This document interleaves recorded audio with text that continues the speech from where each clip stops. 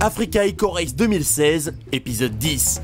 Probablement l'épisode décisif, celui qui fera des différences cruciales sur la route qu'empruntent les concurrents depuis Monaco, il y a une dizaine de jours, pour arriver ce dimanche sur les bords du lac Rose à Dakar. Après 9 étapes, plus de 3000 km de spécial, les hommes et les machines ont déjà beaucoup souffert, mais le parcours et la chaleur intense de cette 10e étape vont encore faire beaucoup de dégâts.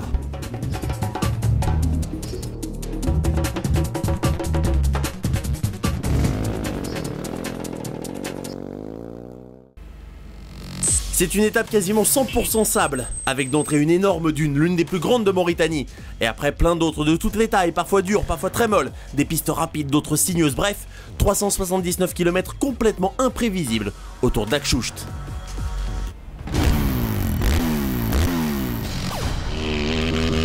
Et ces dunes très molles ont causé des soucis à beaucoup. Marco Gandini, Martin Benko, Joachim Lundby, Gerald Taylor, Dmitri Agoshkov, Yevgenia Nesterova, entre autres. Anastasia Nifontova s'en est pas trop mal sortie, elle qui a dû abandonner hier à cause d'un problème d'embrayage court désormais pour le plaisir et termine 6ème de cette étape. Juste devant la Russe, Fernando Sousa Senior toujours à rouler avec son fils. Les voir dans le top 5 n'est donc plus une surprise, Senior termine 5ème, juste derrière l'Italien Stefano Chiusi, venu s'intercaler entre le père et le fils.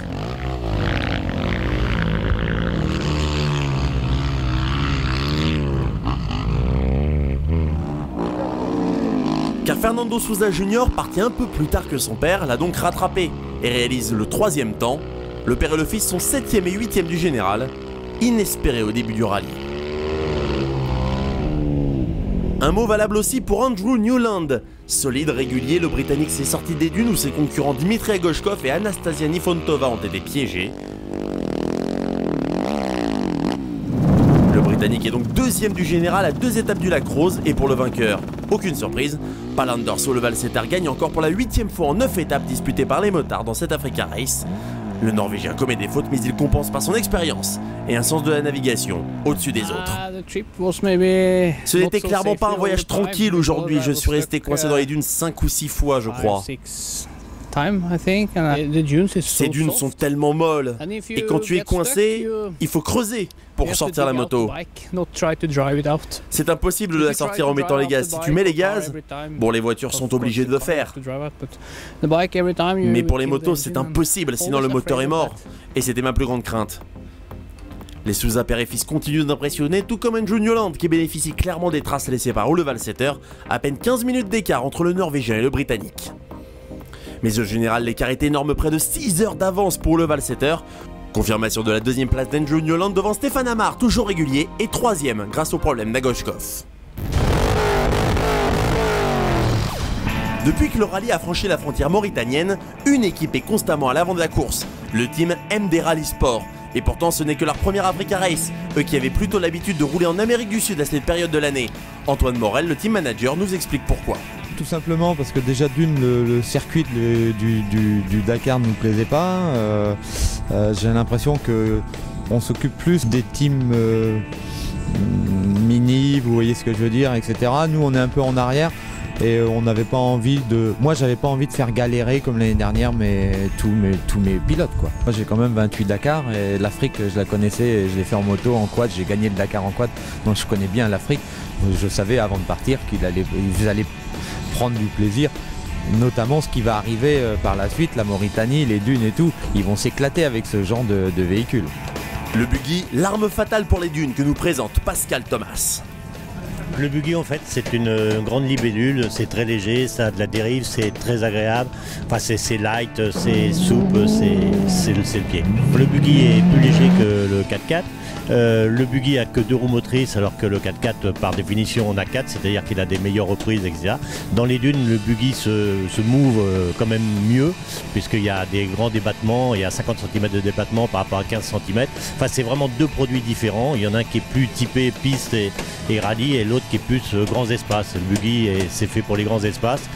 Donc sur la piste rocailleuse, on peut dire que le 4x4 est plus efficace et dans les grands espaces et dans les dunes, le buggy doit être meilleur. Alors le système automatique de gonflage des roues arrière sur le buggy peut paraître un avantage, mais c'est une utilité flagrante puisque avec 4 roues motrices on peut passer dans les dunes sans dégonfler. Avec 2 roues motrices, si on ne dégonfle pas, c'est simple, on passe pas. Alors le dégonflage pour les non professionnels, ça permet d'avoir un pneu qui est 50% plus large à la base, donc il rentre moins dans le sable, c'est plus porteur et ça permet de traverser les dunes. Ils sont tous contents et avant tout c'est quand même la première chose, la bonne chose quoi.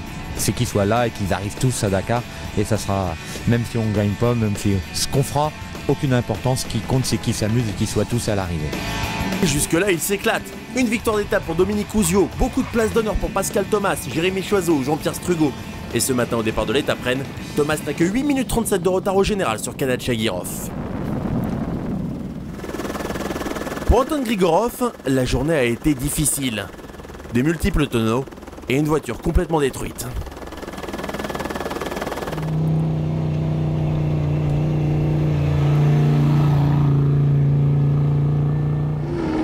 Moins de dégâts matériaux pour Pascal Thomas, mais ça reste le fait du jour.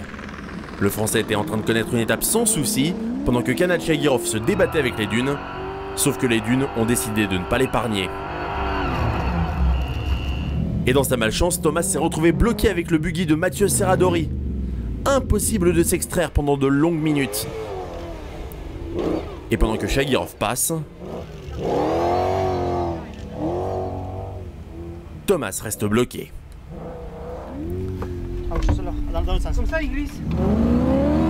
Finalement, son coéquipier Jérémy Choiseau vient à son secours, mais le mal est fait. 18 minutes de perdu. Et pendant que Jean-Antoine Sabatier a réussi à prendre la 5e place de l'étape et la 3e du général aux dépens de Serradori,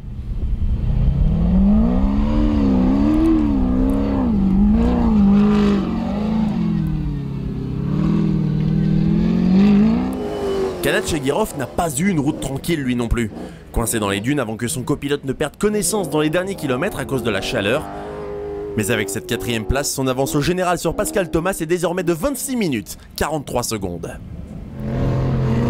Devant, le Team MD a fait étalage de sa supériorité dans les dunes. 2e place pour Guillaume Gomez, victoire pour David Gérard, qui n'en revenait même pas à l'arrivée.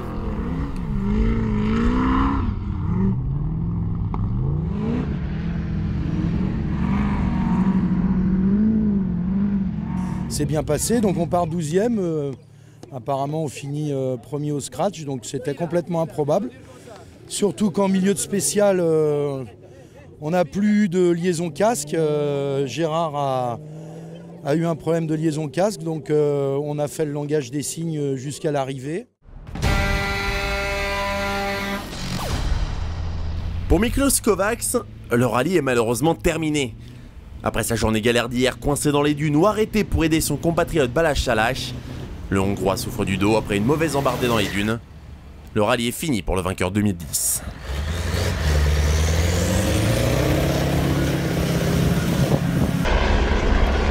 Elisabeth Jacinto a encore souffert dans les dunes, coincée à plusieurs reprises elle aussi. Mais la Portugaise n'a clairement pas été la plus malheureuse.